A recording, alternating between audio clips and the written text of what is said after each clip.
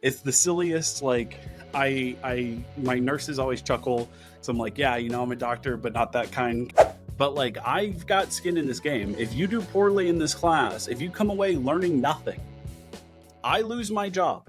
The opinions expressed in this podcast are those of the hosts and guests and do not reflect the views or opinions of their respective employers. Any content provided is for informational purposes only and do not constitute endorsement or representation by any company or organization.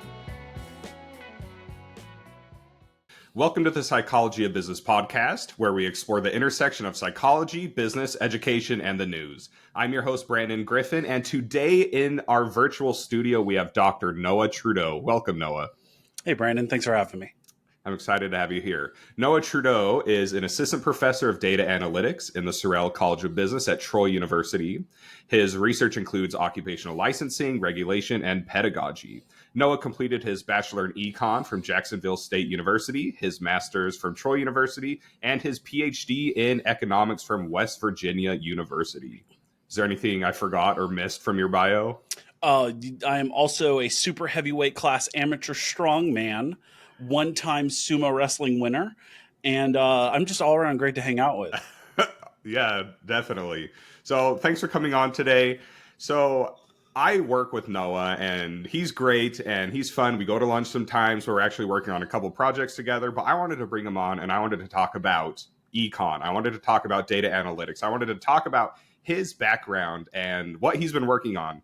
So Noah, let me ask you this question. When you were a kid, you always dreamed of being an economics data analytics professor. Is that correct? 100%. They just didn't tell me that was a thing. No, legitimately, this is a great way to start this whole thing. I really liked Gilmore Girls growing up.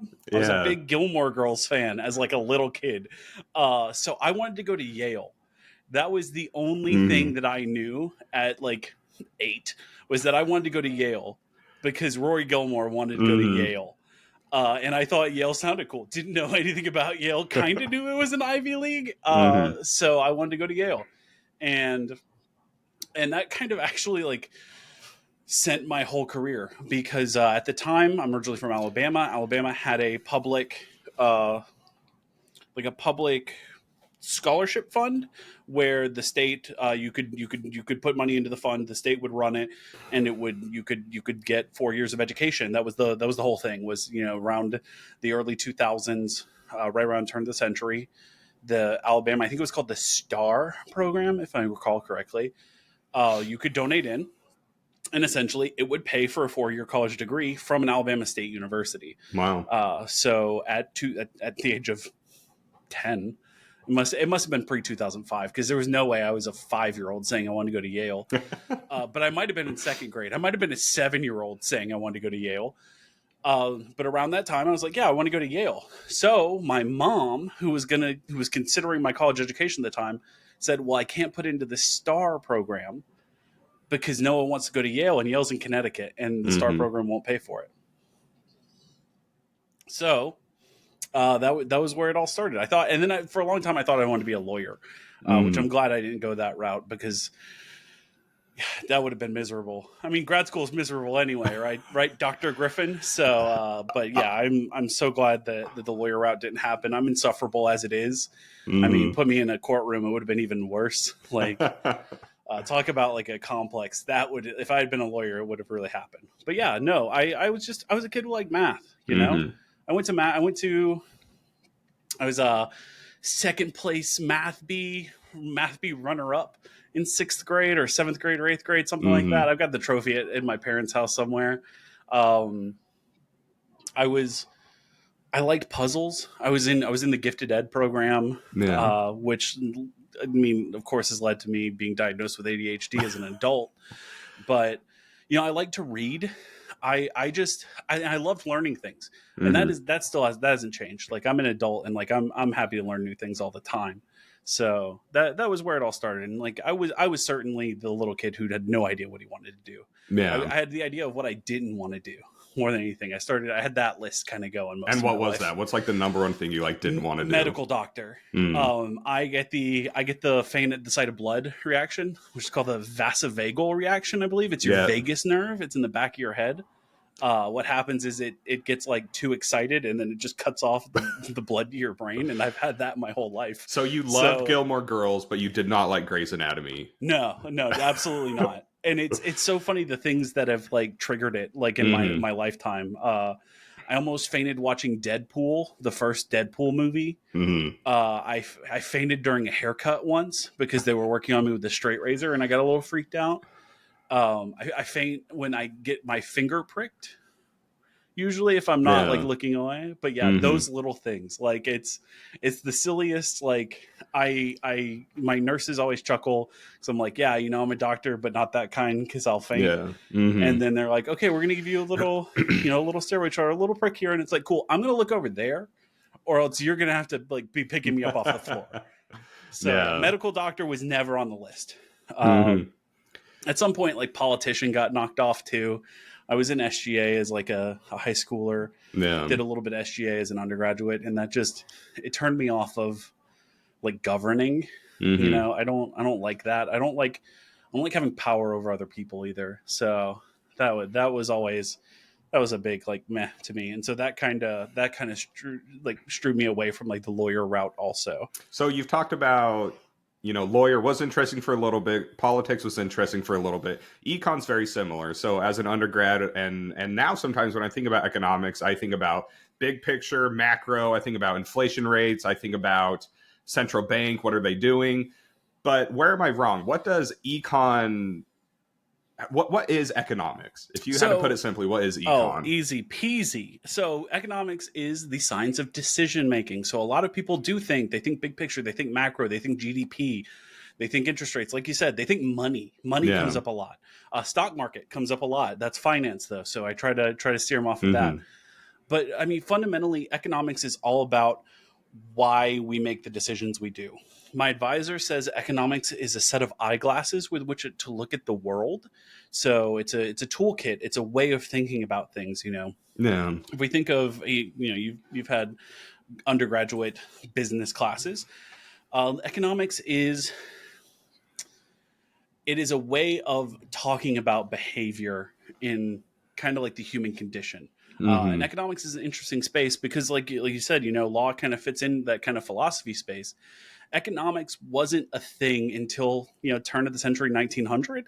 Yeah. So prior to that, we had political economy, and political economy then divulged into economics, philosophy, and political science. Mm-hmm. And so we had this idea of what an economist is wasn't a thing until around 1900, right around the time of Keynes, is when we finally had kind of the term economist. So where Mm-hmm. we've attributed the first economist to someone like Adam Smith or David Hume, they would have never considered, they wouldn't have even known the word economist. They might have Yeah. called themselves political economists, Mm-hmm. but it was this like mishmash of governing and how a country should be run and how to prosper. There was so Mm-hmm. that's where we started. But fundamentally, I like to think of economics as it's the science of decision making. I tell my students it's what economics is what you do when you realize you can't have your cake and eat it too. Yeah. Wow. Thanks for sharing that. So economics is decision making. That's wild. Even now, even though I'm organizational behavior, I focus on psychology, I focus on decision making maybe from individuals from more of a psychological perspective. That's really interesting. So you go through your bachelor's, you go through grad school, you get into your PhD, and you're working on econ. And what type of challenges, what type of problems are you trying to solve? What are you looking into as a doctoral student in economics? So I am an applied microeconomist. So I don't do any of the macroeconomic stuff that we Yeah. usually talk about. I Mm-hmm. don't talk about interest rates. I don't talk about GDP. I care about microeconomic problems, and specifically, I care about microeconomic problems that are caused by or can be solved by government. So Yeah. more localized governments. So while I was a master's student at Troy, at our lovely Yeah. employer, uh, while I was a master's student, one of my professors turned me on to the topic of occupational licensing, and it was something that I hadn't thought about really at all. Like I was aware that there were licenses for things. At one point, I thought I could just become a massage therapist. Like I Mm-hmm. thought, like, oh, this would be a good way to like work through school. Like I could just do like 4, 6 hours, 8 hours of massages a week, Mm-hmm. make $400. I don't know how much I would make, and pay for all my like alternative things on the like side, right? Like Yeah. I could go out to dinner with my friends. I could get a beer at the bar Hmm. or something. I could live not in a dorm and pay rent. I don't know. Yeah. So I was aware that occupational licensing was like a thing, but I wasn't aware of how pervasive it was. Like Hmm. it's out there. So occupational licensing affects more than 20% of the US workforce. So one in Really? five. Yeah. Yeah. Which is the the counterpoint to that is it is almost 10 times more, or about 10 times more effective than the minimum wage. So the minimum wage affects about 1.5 to 2% of Hmm. workers, maybe up to 2.5. I haven't looked at the data recently. It's less than Yeah. 2.5, I'm sure. So 10 times more people are affected by an occupational license than there are people affected by the federal minimum wage, Hmm. and yet it gets no discussion by comparison. So occupational licensing, does that, so if I'm an accountant, I need to become a CPA. If I'm a doctor, Yep. I need to pass the boards. If I'm a Yep. lawyer, I need to pass the bar. Does that count as occupational licensing? Absolutely. So all three of those are great examples. The CPA exam is you have to have a CPA license. To do so, you have to pass the exam. Doctors are generally licensed physicians, Hmm. is what you think of. And the bar exam is a form of occupational licensing as well. But you also see it in things like your barbers, your massage therapists, your natural hair braiders. You see it in things like your uh, prosthetists, the people that make Hmm. prosthetic limbs. You see it in hearing aid dispensers. You see it in, I could just plumbers, electricians, contractors. Um, I mean, we could go on and on and on, but it is so many more occupations than you would think. The person that repairs your air conditioning at your house Hmm. probably has some form of HVAC license or cooling license. And where does that come from? Is that state? Is that federal? Is that county? Who does that licensing? I'm sure it's all over the place, but So where does that most come from? occupations are licensed at the state level. There are a few federally licensed occupations with federal standards, and there are some local ones. So in terms of electricians, that is generally something you would see at a state level. Hmm. Although states like Tennessee, New York, and a couple others have local licensing. So Hmm. every local municipality or county determines their licensing schema, I Hmm. guess would be the way you could talk about it, what the requirements are. But for the most part, we see it at the state level. Wow, interesting. Yeah, So when you're none for college professors though. I know. We do not have to have a license. So we're in the not we're in the like not as big of a majority as we think though. Yeah. So what are you working on? Are you just tracking all that? Are you trying to push for more licensing, less licensing? Is this a politicized issue? It's What's surprisingly apolitical, I guess I would say. hmm. It is political in nature, that it is done by like the legislative branches of government, Yeah. but it is something that is surprisingly not a debate between the two sides of the aisle. So Hmm. we've seen publications both from like the Obama and the Trump White House on the need for more common sense licensing, not Yeah. necessarily less licensing, but definitely better licensing, I guess Hmm. would be a good way of defining it. And all of my work, I guess if you were to look at it from an outside point of view, it would look like I'm against occupational licensing. Yeah. But what I try to tell people is I'm not against occupational licensing. I am against unnecessary hurdles or things. Hmm. So the reason why we have occupational licensing is it's exclusively for service-based occupations. You can't Yeah. verify the quality of a service until after you've received the service. Hmm. So your barber knows about how good of a haircut they can give you. They don't know exactly. You have no idea Hmm. for the most part until that haircut is done. Now, if you had a very high quality barber, they know they're high quality. If you have a very low quality barber, they know they're low quality. There's a level of like individual understanding, but until you get that haircut, you don't know how good of a job they're going to do. Even your low quality barber could give you the best haircut ever, or your high Hmm. quality barber could slip. Something like that could happen. The idea with occupational licensing is to have a minimum quality assurance, I guess Hmm. we could say. The state has verified that this individual can do a good job.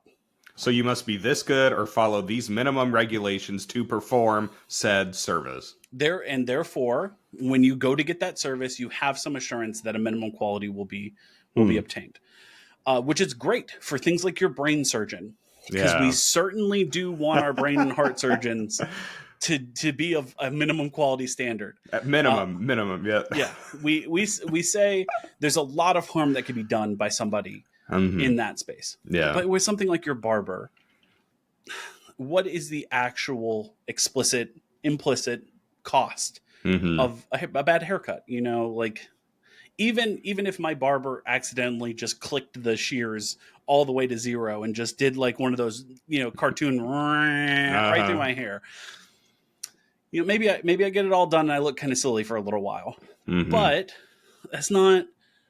I'm not dead. Like that Hmm. would be the ultimate cost, but there are lots of costs along that space, Yeah. and there's a lot of inconsistencies that we see between states, across states, within states, over what gets licensed and what doesn't. So, one juxtaposition that is often mentioned in the occupational licensing talk is mechanics are usually not licensed at all. Car mechanics. Really. These people are working on your brake lines, working on your engine, things that could cause your car to fail. Generally, they're just some sort of outside or third party certification. That is a Hmm. verification of quality that is Yeah. not done by the state, and even more important, it's voluntary, and if you don't have that certification, you don't go to jail for doing the job. Hmm. So licensing is the most strict barrier with the highest cost to not having it. So Yeah. if you try to be a barber or a massage therapist or whatever without a license, practicing without a license comes with criminal conviction. Like Mm. you can be arrested, you can go to jail, you can spend a lot of money on fines. It is a big thing if you were practicing without a license. My significant other Elizabeth and I have been watching Suits these Hmm. past, like we've been going back along with most of America. I think Yeah. have been rewatching Suits, and that's actually the plot. Like the underlying plot of Suits is the main character does not actually have a law degree, did not pass the bar Hmm. legally. Like he did it for other people. Like Hmm. he snuck in and took the exam, but he did not officially pass the bar. He does not officially have a law degree, and he's practicing as a lawyer. He is committing fraud essentially, and so that's what happens if you practice without a license. You can go to jail. You can be in a lot of trouble. And that's really interesting because I feel like, we use the example of a mechanic, and we use the example of a barber. And it seems like in terms of financial cost and maybe mortality or maybe damage that someone can cause, a mechanic has a lot more liability. You're working on 1,000-pound vehicles, working on Mm-hmm. going on the freeway. If somebody's going 75 miles per hour on the freeway, the brake line breaks because this person wasn't properly trained. That could cause thousands, hundreds of $1,000s of damage. That could risk multiple lives. Whereas a barber, a bad haircut, maybe you don't get the job at your job interview, or maybe you look silly in front of your crush, or maybe, you just wear a hat for a couple weeks. So that's really interesting, that just the difference in licensing requirements. Right, absolutely, and we see it.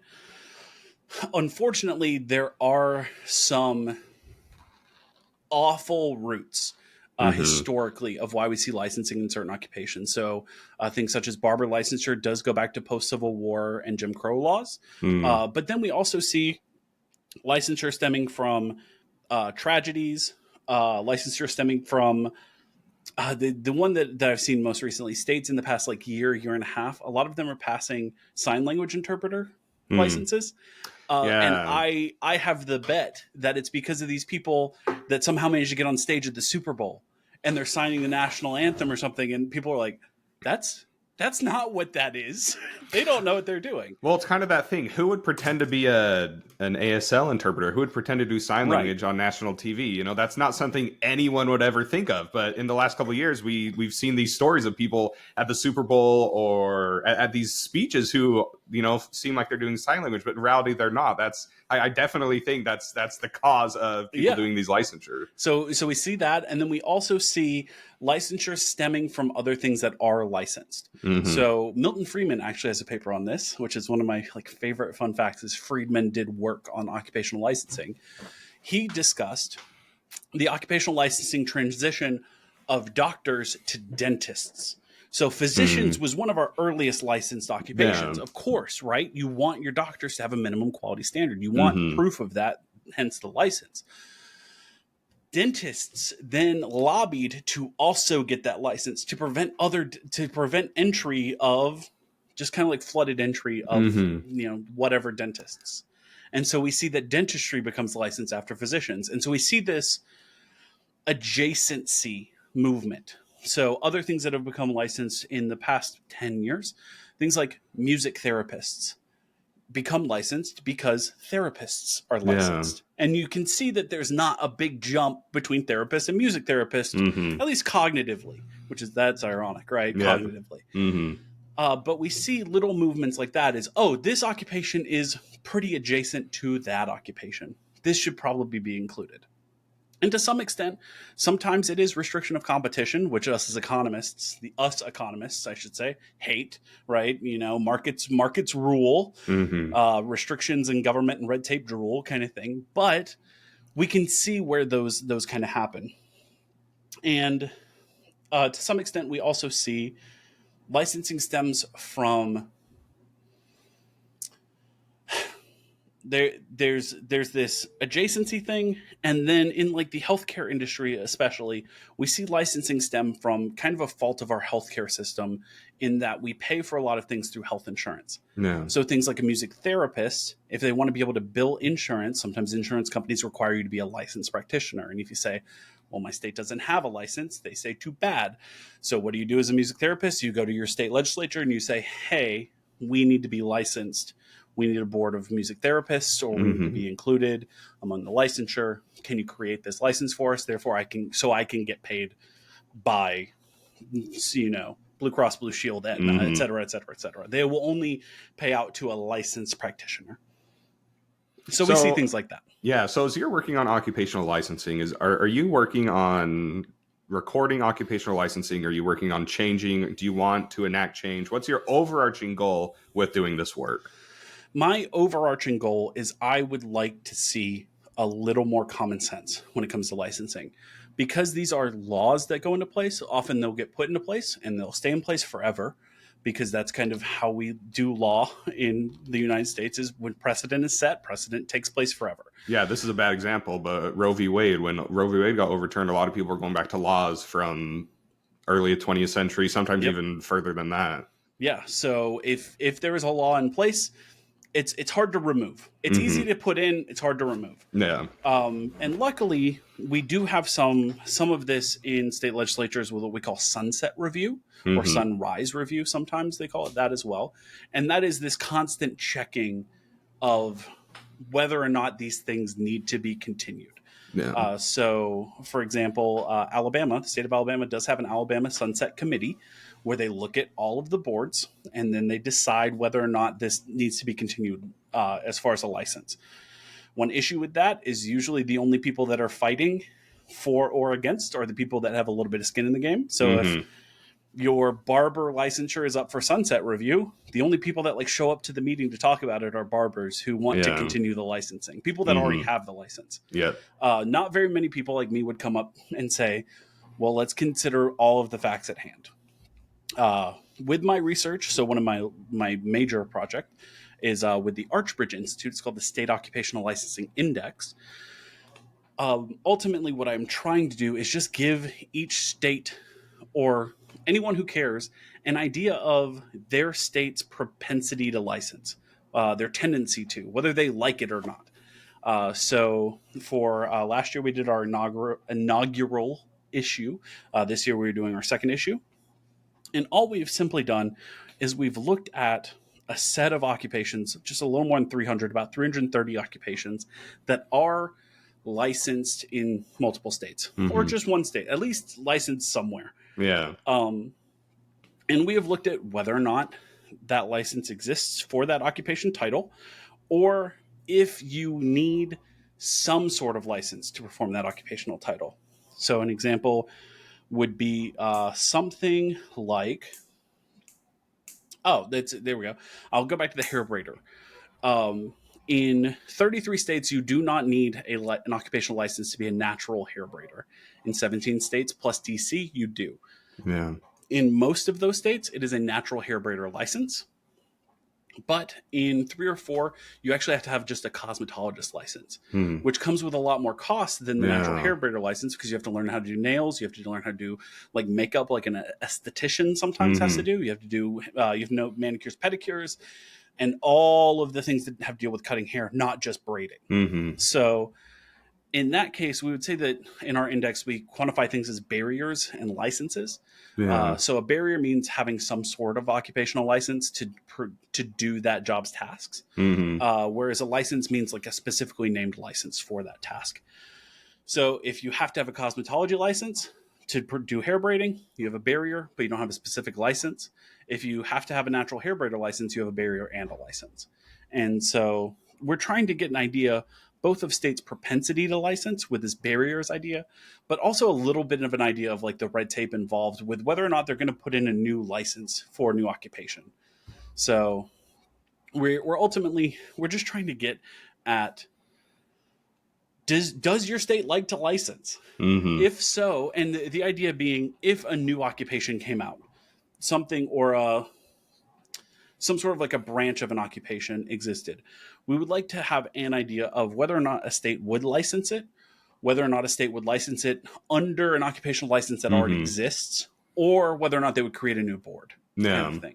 So that's the idea with that. And ultimately, it is not a politically motivated process, but it is a legislatively motivated process, because So very few people know that these are things. yeah. Like if I were to tell you that your home state of Utah licenses like I can't think of Utah specifically, but licenses hearing aid fitters or something, Hmm. that is one that is commonly licensed, you would say no, I had no idea. And then I say, yeah, well, among that, they also license 300 other occupational titles that you're Hmm. probably like aware of what they might do. Now, if we Yeah. talked about like professional geologists, which have licenses in most states, maybe that one's a little obscure. But things like barber, hair braider, optician, those things you probably aren't aware of, and you aren't aware of like the legislative cost that comes with it. And neither are the people that are sitting in your House of Representatives or your Senate. Hmm. So our goal is to just aid to the awareness of these, because they're costly, both in terms of economic mobility, sometimes in terms of physical mobility.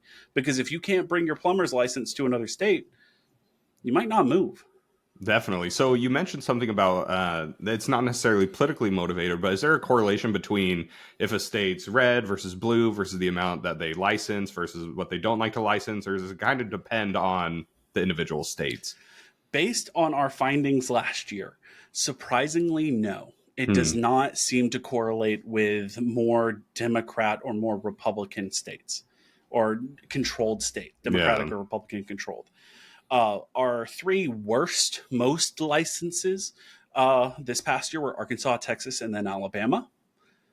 And I don't remember the three best, but I know the Hmm. best was Kansas. Hmm. So we red and blue states across the board. The states that most people would guess as being very like regulatory heavy, people tend to throw out like New York, Yeah. California. They all fell sort of in the middle. California fell to 11. I think New York fell in the bottom half. Really? There was a lot of geographical correlation. Hmm. So Alabama, Texas, and Arkansas being at the top are all like in the south, southeast, along with a few other states that are similar in that nature. Um, the Midwest was the best, or like what we might call the Midwest was the best Hmm. at in terms of the least barriers to entry. Yeah. So are like Wyoming, Utah, Hmm. Nebraska space. The Northeast, like in like the New England or like the Mid Atlantic region, not like overly stand out compared to like Indiana or Hmm. Florida. Like we had more geographical correlation than political correlation, Hmm. and to some extent, we expect that to be, we call it T-boo competition or yardstick competition. You measure you you perform politically similar to your neighbors, Yeah. because those are the people that you're most competing with in terms of where somebody might move to. Well, yeah, you're going to So have the most migration to the yeah, states next to you. So if someone requires a license that you don't have, obviously that's going to be very motivating for them to get that license or to, be involved Right. in that process. Exactly. Or as I call it the Alabama doesn't have a lottery rule. So I drive to Columbus, Georgia when the Hmm. Powerball hits a high enough number. Are we going to go next time it gets up there? I would gladly take a ride with you out to get a lottery ticket. But yeah, no. So there is like there's geographic flexibility, right? If you want to be Hmm. close to your parents, sometimes close to your parents means you can live one state over. If Yep. that means that you have an easier requirement for licensure, Hmm. and we see this happen with things like nurse practitioners. Yep. So not only are nurse practitioners licensed in the United States, if not all, they have different scope of practice laws. So in some states, nurse practitioners can perform as their own individual physician. They can Yeah, I have know in like a family Utah they practice. opened that up, and they said PAs can now be, or not PAs, nurse practitioners can now run their own offices, Yep. and that was a really big deal because it opens a lot more opportunity for It people to have gives their own practices. A lot more people can actually get into the doctor, get into a medical professional, and get help. it gives a lot of access. And then also, if you are looking somewhere, I lived in Morgantown, West Virginia while getting my PhD. Morgantown is right on the Pennsylvania border. If I was a nurse practitioner looking to practice, I could practice in Morgantown, West Virginia or Uniontown, Pennsylvania, and be within an hour. If Hmm. one of those let me open my own practice and that's what I wanted to do, I'm going to live in that one. Hmm. Right. And I can still live within an hour of maybe like my preferred place. So if I Yeah. wanted to hang out in Morgantown, like if I lived in Uniontown, it's not that far away. Or if I wanted to live in Uniontown because that's where mom and dad are, I could live in Morgantown if that meant that I could have my own Hmm. practice.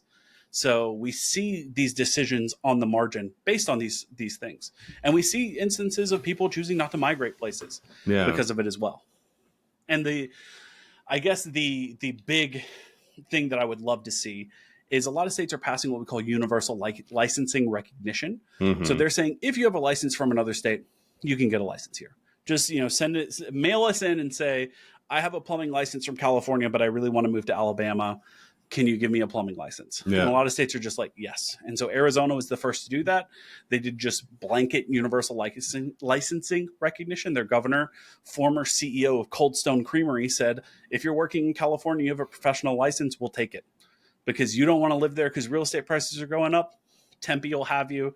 Um, Flagstaff will take you. Hmm. If you want to live in Arizona, come and live in Arizona, and we'll let you practice with whatever license you had. And I think that's great. I think that's awesome. Yeah, so we've seen quite a few states pass that. Some have qualified it with Hmm. having a significantly similar license. Yep. So they get to choose whether or not another state's like requirements are good enough, Hmm. which is like a little petty in a way, but also like we'll take what we can get. I'd love to see the blanket universal licensing recognition. It is good fundamentally to allow people that physical migratory ability. Hmm. Um, and we've seen my friends and colleagues, Ed Timmons and Kiwan Bay, who are members of the Knee Regulatory Research Center at West Virginia, have done they have currently a working paper on how that affects like actual like migratory patterns, whether or not universal licensing recognition means people are more likely to move to your state. Last year, 2023, Virginia passed theirs, Mm. explicitly Yeah. looking to get more people to move to Virginia. So Mm. we'll see if it works. Hopefully, it does. Yeah. So your friends took occupational licensing and they're applying it to other aspects. So what other work are you doing aside from occupational licensing? What else are you working on right now? What else excites you? Oh, I love teaching. Hmm. So that is it surprised a lot of people while I was in grad school how Yeah. excited I was about teaching. And I think that that is something that's indicative about this like ivory tower phenomenon that is higher education. Hmm. Um, I got into economics because I wanted to teach economics to people, and I didn't want to teach Hmm. in high school. I didn't want to teach in elementary school Yeah. if those jobs existed. Hmm. Um, but I wanted to share this wonderful thing that I knew about with anybody that would listen. Hmm. So I remember it was my senior year of undergrad. One of my colleagues said, "What are you going to do with an econ degree?" And I said, "I don't know." And he said, "I think you should do this." And I had just given a presentation on something in an Hmm. econ class. He said, "I think you should do this." And I said, "Let's do it." And so I looked at my professor at the time, Dr. Cynthia McCarty, who's still at Jacksonville State. I think she's got to be retiring soon. I feel like she's been there a century. But Dr. McCarty has taught every macroeconomic class at Jacksonville State for years, and everybody loves Dr. McCarty. So maybe that's why she's still there. But I looked at her and I said, "How do I get your job? What do I do? What do I have to do to be your job?" And she goes, "Well, you got to go to grad school." And I said, "Okay, how do I do that?" And that's where it went. And so I've always loved teaching, and I love thinking about thinking, if that makes any sense. So I've done a little bit of work. Currently, I'm working on.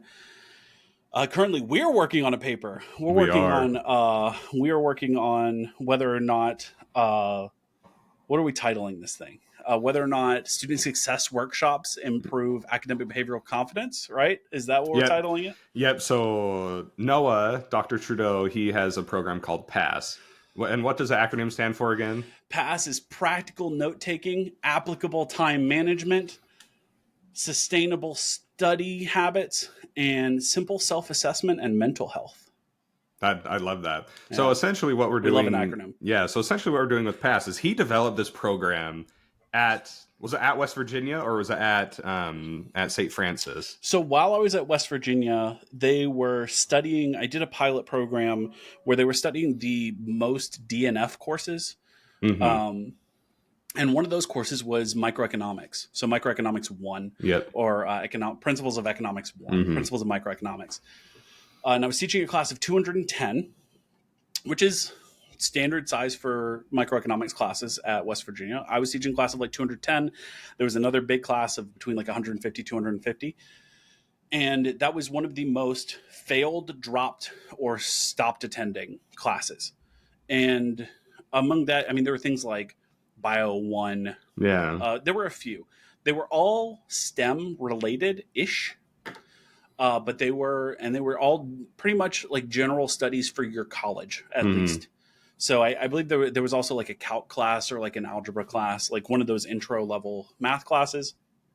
And WVU was really trying to get at like why, like what's happening? What causes students to ghost classes? What happens to like confidence? Why do they just bail? And so I was the not control class. I was we're implementing things in it class.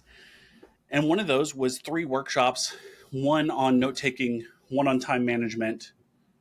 I think maybe it was 2. Maybe there was a study habits. It was it was 2 or 3. So it was the first 3 of PASS were things they had implemented. And in surveys, students said that they helped. And maybe they did. I have no comparison course for that now. But students said it made them reconsider. It made them more likely to attend class. It made them feel more confident about class. Made them just feel better about school. And these are things that we've noticed. I'm sure you have noticed this in your classroom as well. I feel there's a hesitancy to answer questions. Yeah. There's like a fear of getting things wrong. There's students, there's a preference over just not turning something in and getting a 0 than doing it poorly. There's a lack of note taking in terms of like literally writing things down. So I see less and less students each year, each semester writing things down. I see more students taking notes on computers or on laptops, or I guess laptops, computers, on tablets, on whatever, but I see less like physical pen and paper. And I worry that some of that is causing retention issues or success issues. And so I thought, is it an issue of high schools aren't doing this? Like they're not teaching this anymore? Or like, are we just missing this somewhere? And so my significant other was a 4th grade teacher before leaving the teaching field for what she does now. And I would hear her talk about the onus put on elementary school teachers for more STEM, for more science, more math, more science. Make sure they can do this. Make sure they can do that. And there's so much of like, you're learning these complex topics at such a young age. It's like, are you learning problem solving? Are you learning self-management? Are you learning like things that like help stick for you? Or are we just pushing more and more further down trying to like check these boxes of like, yeah, our fourth graders know calculus now. Mm-hmm. Like, and so I've spent a lot of time learning about myself. Mm-hmm. And the thought was, maybe I can help. I've spent the past decade thinking about how I think. Mm-hmm. And I've had moments where I've told friends or family or somebody, it's like, yeah, I used to think about this way. And now I think about it this way. And they'll say, like, I wish you had told me that 10 years ago. Like, that would Mm-hmm. help me.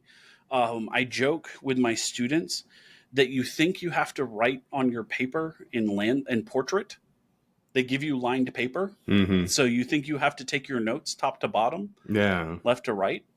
You think you're not allowed to sketch in your notes. You're not allowed to draw doodles because Mm-hmm. that's immature. We put these rules in place. And I say, turn your notebook sideways. Take it landscape. The whiteboard is landscape. So if your Mm-hmm. professor's writing left or right across a whiteboard and they go all the way to the end, maybe you're having trouble making that connection. Turn your paper Yeah. sideways. And I'll have people look at me like I'm insane. And then I have some that like they look at me and their eyes get big and they go, I never thought I could do that. And then I'll see students in my classes turning their paper sideways and writing across it. And that's something you never think about. So when thinking about things, that's just something you never realize it. As you were talking, it kind of got me the idea of, if you've never been to the gym before, or if you have never used a machine before, you can read the instructions and you can look up a YouTube video and you can generally understand how to use a machine at the gym. Right. But if there's someone there, if there's a personal trainer, or if there's a friend saying, hey, yes, you're on the machine and you're technically doing it right, but you need to do this. You should be working this muscle. You should be feeling Yeah. it here. I feel like that's a similar concept. So when people go through school, they can check the boxes, Yeah. but I'm absolutely doing math. they are doing math. Yeah. But are they actually playing the game? Are they actually being successful? Is the point of doing math checking a box, or is it teaching you how to problem solve and teaching you how to apply similar thinking to different types of formulas? If you're learning the Right. quadratic formula, you should be able to take what you're learning and apply to different things. So I think it's really valuable, because I see students in my class who do things that seem that may seem common sense to one student, where they're, if I ask them 10 questions, they format the paper with 10 questions, and it's formatted really nice, and it's kind of in a format that I'd expect. But I see other students who maybe do it in really big paragraphs, or maybe only do one big paragraph, or struggle with a lot of these little aspects. So even though they're technically checking the box, they may be doing all the requirements, there are little things around the edge that would really help them. So I think the program that you started with, that we're now doing at Troy, is we're just teaching them how to play the game. Yeah. Which is going to make their life so much easier, because if they can take notes, if they can feel good about themselves mentally, if they can study, if they feel like they can participate more in class, it will make things so much better for them overall. It'll Right. make everything so much better, because I think there is a big disparity. There's a big difference between people in the exact same classroom. So I think this is going to help people who struggle in the classroom really feel like they can succeed and be successful, and also help the students who are doing good unleash that to help them be great.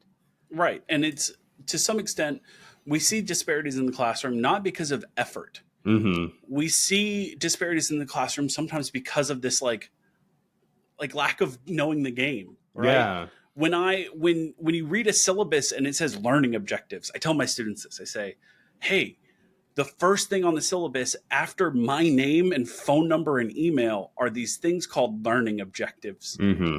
And I didn't write those. The university wrote those. The college wrote those based on what they want this course to cover. And if I'm not covering those things, I get fired. Yeah. If I want to prove that I know those things, or that you know those things, maybe they should be on the test. Mm-hmm. And it's just these little things like, hey, you probably never thought about it, but like, I've got skin in this game. If you do poorly in this class, if you come away learning nothing, I lose my job. It is my job to teach you these things. It's going to be Mm-hmm. assessed somehow. My performance is going to be assessed somehow. Think about like my motivation. Think one step more than like passing the exam. Think about like Mm-hmm. why I would put something on the exam. So there's all of these minute things that maybe like we're too busy to consider, or we're too overwhelmed to consider. And like Yeah. learning like the little tips and tricks along the way, when you pick something up and it's like, oh, this is an easy way to help you with time management. Oh, this is an easy way to help with academic motivation. Here's an easy way to deal with burnout. Mm-hmm. Any of those are amazing in their own way. And so maybe our little course of like 45-minute programs can help. Like if it helps one student, it's worth it, right? So we're trying to get that to work, and we're going to see if perhaps they feel it's working for them as well. Yeah, so at first, what we're doing, we're assessing their academic behavioral confidence. Just do they feel better? And eventually, in the long term, we'd like to see if that actually is reflected in their GPA, if that's reflected maybe in their graduation rates. Because people who feel successful, who feel like they can actually do school, are going to be more successful, obviously. So I think that's a great program we're doing, and I think that's something that's going to be very valuable. I actually made a TikTok video today, and someone was asking the question, why do business professors teach if they've never like worked in the corporate world, something like that. And I was responding, and one of the points I said is that people teach not for the money. Oh, Faculty, absolutely. professors, we make a good living, but we could earn so much more money if we went out into the industry. The reason why we teach, and I think the reason why most people teach, I know this is why you teach, is because you enjoy talking about the nerdy things that we're interested in, but we also enjoy seeing students being successful. Absolutely. So the reason why I teach is because I want people to be successful. I want people to learn about business. I want people to learn about management and organizational behavior and take that and go work in an organization. I'm not teaching because I'm going to get rich. I'm teaching so I can help people. So if we can help the people in the margins, or if we can help the people who are at risk of failing these classes, it's going to make our job so much more better. Because if someone comes to us at the end of the day and says, hey, this was my favorite class this whole semester, or hey, I'm actually interested in this, maybe I should change my major, or hey, you're the reason why I didn't drop out of college. Yep. That's the best thing that we could get. So I think ultimately that's what this class is trying to do, but it's just helping make everyone's lives better. Right. And like, I mean, to completely illustrate that, one of my cohort members at WVU, he turned down like $1.5 million over 4 years. He had a job offer from Amazon, and instead he took an academic job. And it's not because we're not here because we can't be in that situation. We're here because we have a love for this topic. Mm-hmm. We're here because we have a love for sharing knowledge with each other. Like that is, I think of my position as being a professor is the best job ever, because I get to know everything according to the students. They think I know everything. Yeah. And I get to share it. I don't say like, ooh, I'm the professor, I know everything. Haha, I win. It's like, guys, this is super cool. Look at all this stuff. Like it is this, look at all this stuff I know.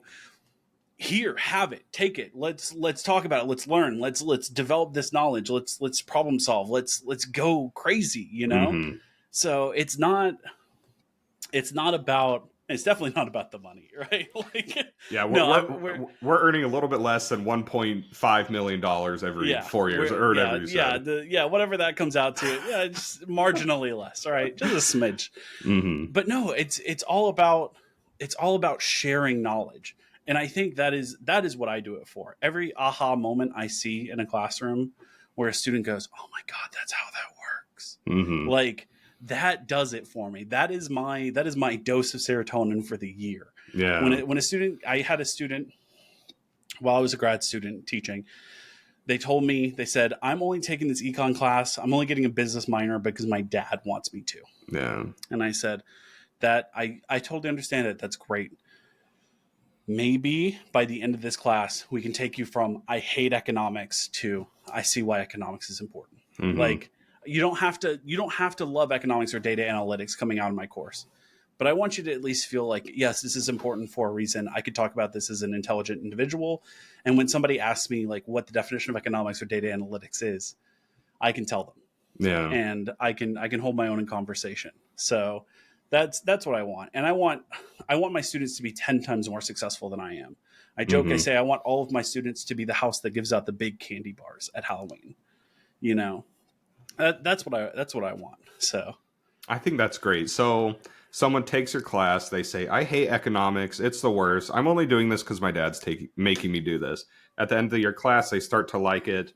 What's the ultimate goal? What students should become econ majors? What is the ultimate goal of an econ student when they graduate? What's the career plan that someone should do if they are going to go into econ? What are some options they have? So econ is a weird space in that it's a you can do anything kind of major.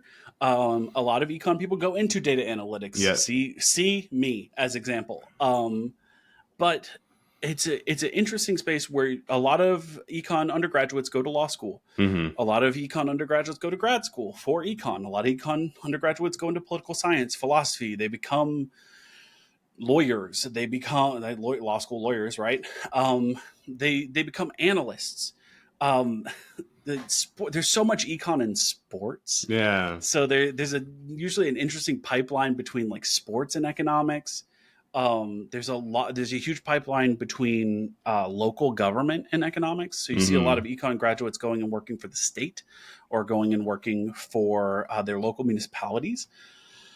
Econ is all about thinking, but there's so much problem solving involved that people like to hire economists because they can solve problems. Yeah. So if you want a degree that says, I know how to solve problems, econ is the place to be. And I always tell people, if you're curious about everything, if you like puzzles, you like problem solving, if you're not terrified of math, if you want to be in that space of business, math, philosophy, computer science, like you were the kid who couldn't figure out what they wanted to do, econ might be the thing, because it certainly was for me. That was I was all over the place, and I got an econ class. I said, "Oh, it's got a little bit of everything. Let's go." So that might be the thing for you. Yeah, I mean, it's just so many people come to econ as a science for many different reasons, and for me, it was the many different reasons. It was I'm here because I want to do a little bit of everything. Yeah. And I think that's great. There's good and bad of a major that has a lot of breadth. It's good because you can do anything, but it's bad because you can do anything. Exactly. So I think that's great because it opens up just anything. So I'm that same person. I actually got accepted to law school and PhD at the exact same time, and I had to make that decision. So I think econ, is a great decision. But you were saying something that really interested me. You said a lot of people go into data analytics, and you said people go into philosophy. Those seem like complete opposite completely ends of the spectrum. different. All right. So what economics is it? Is it more philosophy? Is it science or mathematics? Is it the merging of both? How does that play out?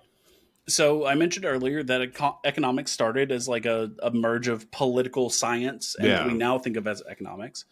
But in the past 50, 60 years, well, it's 2020 now, maybe 70 years, economics has taken this space of, should it go more the way of hard sciences, more the way of engineering, more the way of STEM, or should it go more the way of philosophy, psychology? And I think overall it has gone more the way of STEM. So you said, as like a psychologist, you think about behavior all the time. Why isn't economics in that space? Well, what has happened is there is a space of economics that is all about the psychology. We have behavioral economics, which is much more psychology than what we think of as like super data driven. It's all about experiments. It's all about lab. It's about like thinking, like getting people to actually do things. But economic theory fundamentally is like an applied mathematics. It is about minimization, maximization. It's about optimal paths. It's about set theory. It's about sets of decisions, set theory. It's about differential equations. Macroeconomics is all about trends and how things behave against trend or how they revert back to trend. So to some extent, economics, and we see this in the discipline, there's an almost constant argument over whether or not it should be more or less mathy. There's a famous paper, and I believe the title was something about on the mathiness of modern economics. And so a lot of people think that having more data, more math, more complex measures makes it better. Mm-hmm. And some people push back on that and say, well, if you've completely removed the economic logic, the theory, the philosophy from it, then you're not even really doing economics anymore. You're doing data analytics, you're doing mechanical engineering. And so you see a little bit of divergence kind of in econ students, even, or econ programs or econ departments, of these people that diverge between economics as a social science and Mm-hmm. economics as an emphasis on the social. Economics is a liberal art, even. Yeah. And economics is like a social science with emphasis on the science. And it causes a little bit of trouble, I think, amongst departments, amongst students, over whether or not we should be philosophers or whether or not we should be mathematicians. And I think people take they draw a line. A lot of people draw a line in the sand and want to take one side.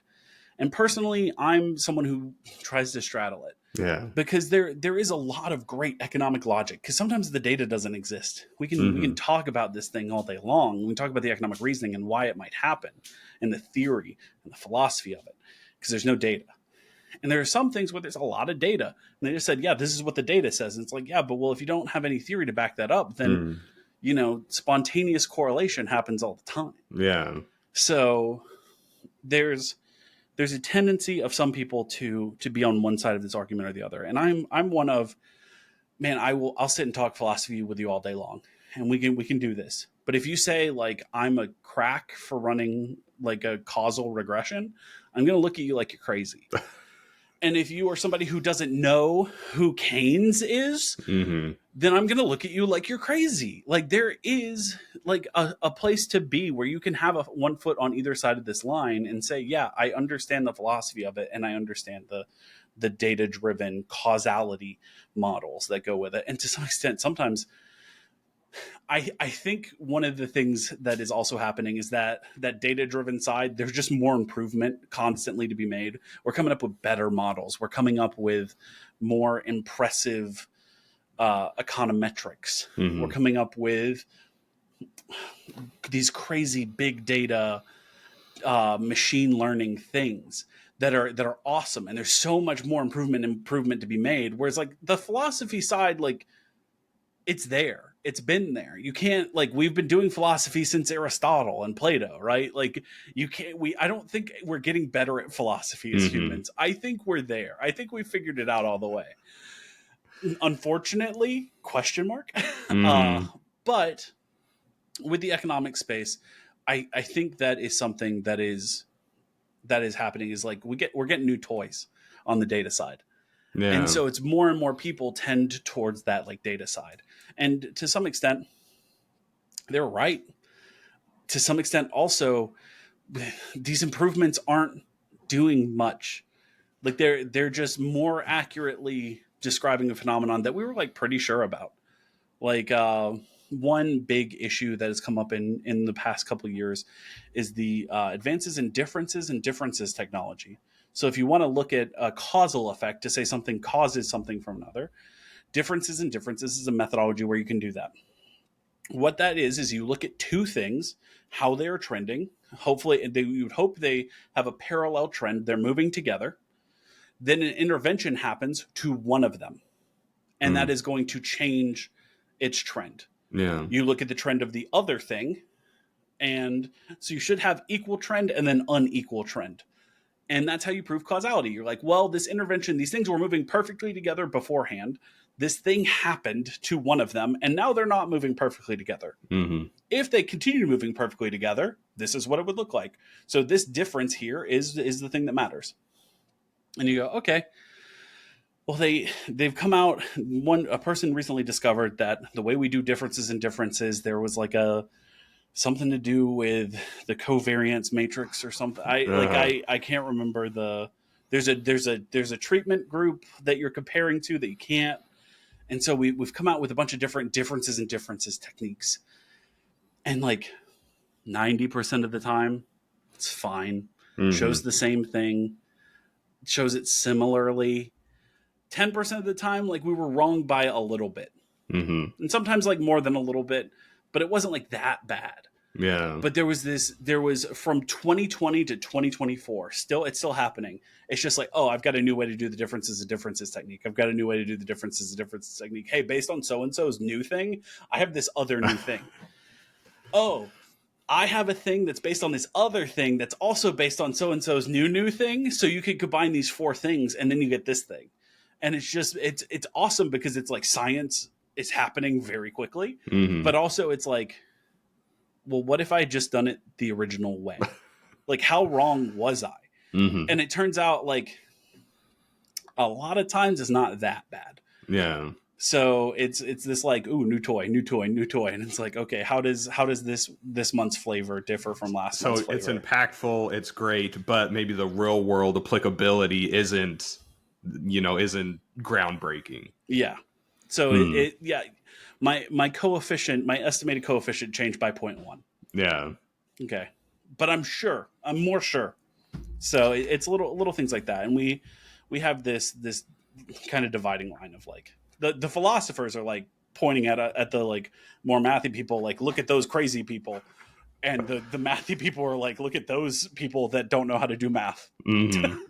And I think I've seen this as well. So I taught data analytics, just intro data analytics, and I think it's hot right now because big data is exploding. Oh, absolutely. There are jobs in data analytics. I don't know the jobs of economic philosophy, but I imagine that data analytics, business analyst, IT analyst, if you know how to do these tools that you can learn in econ, if you know how to work with SQL or SQL, I know we had that conversation We had that. earlier. Yep. If you can learn how to do some type of Excel visualization, or if you can do Tableau, or if you can do SQL, or if you can do some other statistics program, R or Python, you can get a high paying job without, you don't even need a degree if you can know those tools. So I think Right. right now it's hot because there's a lot of money involved and there's a lot of data. So I Right. think And that's, it's a very well defined space, the data mhm. analytics space. You get a job titled analyst, Yeah. right? Blank analyst is the job title that you will get in the data analytics space. Very rarely do you see blank economist Yeah. getting hired. Sometimes you do, which is kind of cool. So a couple of years ago, while I was a graduate student, Wizards of the Coast, who produced Magic the Gathering, Hmm. hired a principal designer economist. Wow.